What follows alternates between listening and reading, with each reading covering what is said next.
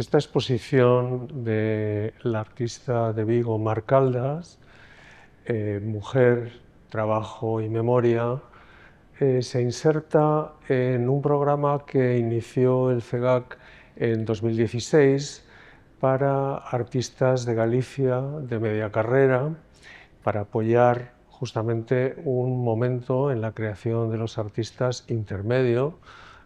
Ya no son jóvenes, tampoco han acabado o cumplido los objetivos de su carrera, y era una idea también de poder dar un testimonio de lo que es el propio sistema artístico gallego y individualizar toda una serie de personalidades con escasa visibilidad fuera de Galicia, pero con trabajos muy sólidos. Ese sería, de alguna manera, el perfil de Mar Caldas, que aparte de artista es también profesora en la Facultad de Bellas Artes de Pontevedra.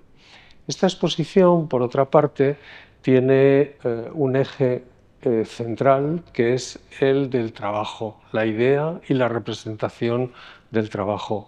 Y, por otra parte, cómo el trabajo femenino a lo largo de la historia ha tenido una influencia y una relevancia relativa. Este proyecto justamente hacia lo que apunta es a reivindicar ese trabajo desde una memoria también del tiempo. El empleo y la utilización que hace Mar Caldas tanto de la fotografía como del vídeo, de la instalación y específicamente también del documento, construye un proyecto de distintos niveles de intensidad y también de enorme espesor. Es una contribución extraordinaria a una construcción de memoria democrática, localizando y entretejiendo su memoria personal familiar con una memoria colectiva. A singularidade desta mostra repousa na idea de que o traballo é o tema principal. Na maioría das exposicións feitas ao longo da historia da arte feminista, se cargaron as tintas nos dereitos sexuais e reproductivos. Mesmo agora, en moi poucas ocasións as artistas feministas tocan o tema do traballo da muller. Mar, como artista feminista da cuarta ola, entende que forma parte dun colectivo que son as mulleres, do que se sinte orgullosa, e a súa obra é máis universalista. Está dirixida a todas as mulleres e, en este caso, a un tema que normalmente, como decíamos, non se trata, que é o tema do traballo das mulleres. As mulleres traballamos todas sempre, de xeito remunerado ou non remunerado. E realmente esta é a centralidade do discurso e a singularidade da exposición, que está adicada ao traballo. O traballo de 3 xeracións de mulleres. Ela, a súa avoa e a súa nai. Unha das pezas coas que arranca esta exposición é a guía postal de Lugo, que é unha versión da obra coñecida de Maruja Mallo. Digamos que se mantén a idea de recoller profesións das mulleres na época da ditadura franquista, na que a muller estaba condeada a estar no espazo doméstico e que, sin embargo, vemos que están traballando, polo tanto, ocupando o espazo público.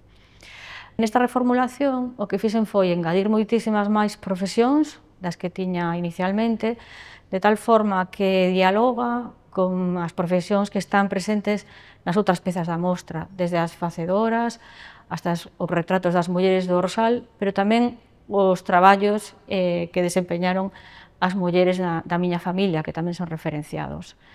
Bueno, e por encima destas imaxes de mulleres traballadoras están textos extraídos do refraneiro popular galego, de carácter misóxino, obviamente, no que se insta a que as mulleres permanezan no fogar e non ocupen o espazo público. O proxecto das facedoras desenvolveuse nun primeiro momento en Bueu e posteriormente en diferentes concellos do Baixo Miño, e recolle os traballos que realizan as mulleres no rural, traballos moitas veces non representados, non recoñecidos, invisibilizados, moitas veces precarios, e trátase de dartes dignidade, no? Colocar as mulleres no centro da imaxe, facer como unha especie, digamos, de monumentos no espazo público, por iso todas as mulleres sempre están no espazo público, é dicir, que se sacaron, non se fotografían no seu propio espacio de traballo, sino en lugares próximos ou que teñen algún tipo de relación co traballo que desempeñan. Nesta sala podedes ver dúas estéticas moi diferentes, mais as dúas atinxen a obra da mesma persoa, porque Marco utiliza todo tipo de recursos formais adaptándose ao tema e ao proxecto que quere desenvolver de cada vez.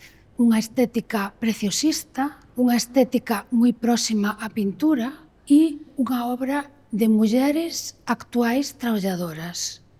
Estamos falando de que a mitade da exposición son series fotográficas de mulleres do campo e do mar do rural, que se chaman as fazadoras do Baixo Miño e as fazadoras de Bueu, e aquí se retrata a muller resignificada, unha muller dona de sí, acudindo ao concepto do tableau vivant, do cuadro en vivo, e aquí, por exemplo, podedes ver a referencia clara a Maruja Mallo.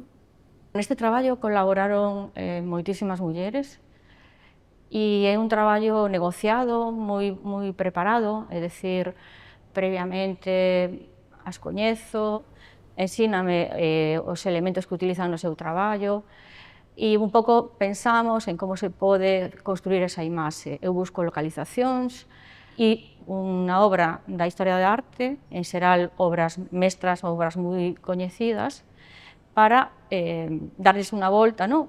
Con estas mulleres. Hai obras da vanguarda galega como de Carlos Maside ou Maruja Mallo, pero tamén, bueno, pois da historia da pintura de autores como Caravaggio, ou Velázquez, Goya. Como dicía, son fotografías construídas, moi preparadas, e teñen un aspecto moi teatral, no? Teñen un certo hieratismo, e hai aí unhas resonancias, no? Tamén do teatro, no? A idea de monumento, pero tamén a idea do teatro. Tamén na luz, no? Teñen a veces como un aire un pouco como se foran deixando ver que é un artefacto, é dicir, non ten nada que ver coa fotografía documentalista, sino que é unha obra moito máis pictorialista, no? Unha das fotografías que está dedicada ás coidadoras deciden colocalas especificamente nun lugar céntrico de Bueu, que lle chaman o Parlamento, porque é o lugar onde se reúnen os homes para falar, están aí todo o día de cháchara, e entón era colocar as mulleres que cuidan, no? Que é un dos traballos máis invisibilizados, máis precarios e menos recoñecidos, justamente aí no centro. A videoinstalación 100% contigo é de novo un traballo reformulado que fixen en 2018, pero que agora se presenta como 3 proxeccións que están simultaneamente amosando un conxunto de retratos de mulleres, son aproximadamente 100 retratos, que están acompañados polo nome da muller e pola súa profesión, a súa profesión no pasado e no presente. O que fixen foi montar un set de fotografía, un estudo fotográfico ao aire libre, na praza principal do Rosal, durante a festa do viño e durante as festas patronais. E convidaba as mulleres a que se sentaran nas cadeiras que solicitei ao Concello, son as cadeiras do Salón de Plenos, coloquei ese fondo que son de brocados, de telas, digamos, elegantes, no? Que xunto co propio banco dignifican, no? a persoa retratada. E eu preguntáballes, como decía, pola súa profesión, pero tamén enseguida me di conta de que nunca referenciaban os traballos de cuidados, ou se traballaban, por exemplo, no fogar, non? En todas as tareas que implican manter, non? un fogar, ou tampouco mencionaban ou consideraban como traballo o traballo na leira, non? Entón, iso sí que foi algo no que logo continuamente lles insistía, e coidaches, ou coidas a alguén, Entón, hai moita presencia dos cuidados nesta peza e tamén da emigración, porque tamén me din conta, falando con elas, que había unha emigración ampla pois, a países como Suiza ou como Alemanha. Estamos diante da segunda parte desta mostra. A peza específica, proxecto específico feito para as salas do CEGA, que se chama Retrato de Familia. É unha parte importantísima dentro do proxecto e en esta sala podemos ver a primeira parte que se chama As sementes, que alude a un dito de Castelao que di: non enterramos mortos, non enterramos cadáveres, plantamos sementes. Unha grande parte da exposición é o proxecto Retrato de Familia, que é un proxecto realizado especificamente para esta mostra, aínda que ten un longo percorrido, porque xa levo un proxecto co que xa levo pois, como 4 anos ou así. E enlaza co anterior no sentido de que, como decía, nas facedoras recollía o que a historia excluía, e aquí tamén, no? A historia dos vencidos, no? A historia que non quedou recollida, partindo, bueno, pois dun suceso central, no? na miña familia, que é o fusilamento do meu avó, en 1937, era concelleiro socialista e, bueno, foi fusilado polas súas ideas, non? Unha das preocupacións que tiña no momento de facer este traballo era que unha historia, digamos, de violencia tan brutal como é un fusilamento opacase, digamos, toda a violencia que sufriu a familia posteriormente a ese feito, e especialmente as mulleres, non? Porque tamén sabemos toda a represión que viviron especificamente as mulleres, non? En cuanto a sexualidade, etcétera, etcétera. Entón, digamos que o traballo seguiu reformulándose, dando máis de sí, e decidín achegarme tamén aos sobrevivintes. E ese é un traballo que está dentro do Retrato de Familia e que se chama Sementes. Entón, aquí o que fago é recoller fotografías do arquivo familiar, fotografías do álbum familiar, a refotografío e as imprimo sobre aluminio, acompañadas de textos nos que se fala das vivencias desa época, no? Anos 40, principios dos anos 50. Entón, aí recóllese toda a violencia sufrida pois, nos rexistros, da implicación política, e logo tamén, digamos, toda a cuestión da carestía, a que quedan obrigados a quedar sin ningún tipo, pois eso, a morrer o cabeza de familia, non ter ningún tipo de pensión, ningún tipo de axuda, e estar abocados a empezar a traballar, no caso da miña avoa, que sempre traballara na casa, a traballar vendendo peixe, ou no caso dos meus tíos e das miñas tías, moi novos, desde os 8, os 9 anos. Entón, enlaza de novo co resto da mostra, no sentido de que tamén se fala do traballo. Estas fotografías que van acompañadas de textos están na sala, acompañadas dun espazo, digamos así, máis documental, no que aporto pois, moita fotografía familiar, pero tamén reproducións de documentos que teñen que ver con todo ese contexto. Entón, a función que teñen é para quen quera profundizar un pouco máis no que se relata nos textos, ver outras imaxes da familia, outras imaxes do contexto histórico ou de documentos referidos aos feitos relatados. Agora estamos na segunda sala do proxecto específico Retrato de Familia, ao que nos referimos anteriormente. E ás miñas costas está unha peza fílmica que é o xérmolo deste proxecto. A partir desta peza fílmica que está dividida en 5 capítulos, agroma e se desenvolve todo o resto do proxecto específico. É a peza troncal, a peza non máis importante, pero sí a que referencia todo o que podemos ver ao noso redor.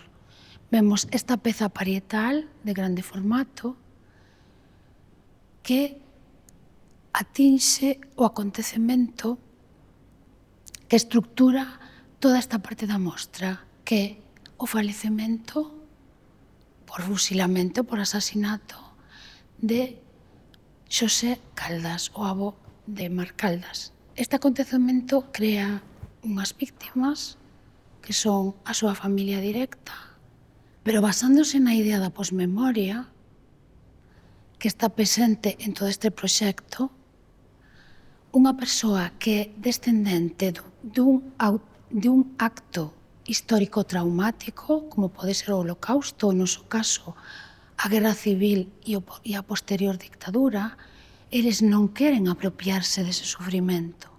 O sufrimento é dos seus familiares, pero sí recoñecelo, resignificalo e que volva a formar parte do rexistro histórico e da nosa memoria colectiva. Temos unha peza parietal de grande formato que abraza todo o espacio desta sala, 17 metros de mural, e eu a considero como un tabuleiro colectivo, como o muro, como ese medio de expresión colectivo desde a época dos romanos, desde o epígrafe, donde ti te podes expresar libremente como cidadán. É a parte pública deste acontecemento, con todo tipo de fotografías e documentos. E a parte privada é o filme ao que eu me refería antes.